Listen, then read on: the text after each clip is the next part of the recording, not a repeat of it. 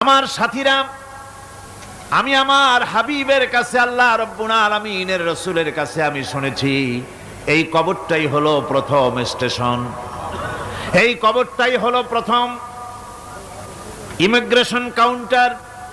এই জায়গায় যদি কেউ ধরা পড়ে যায়, কারো যদি চার্জশিট হয়ে যায়, সব জায়গায় ধরা পড়ে যাবে, হাসরে মিজানে সিরাতে কোনো জায়গায় নাজাত পাবে না।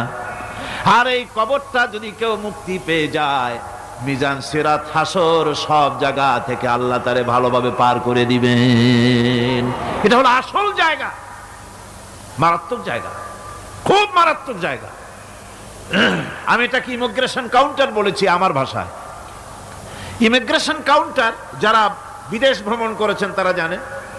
লন্ডন যাবেন, আমেরিকা যাবেন, সৌদি আরব যাবেন, যে কোনো বিদেশে যাবেন, গেলেই পাসপোর্ট তারা দেখবে। পাসপোর্ট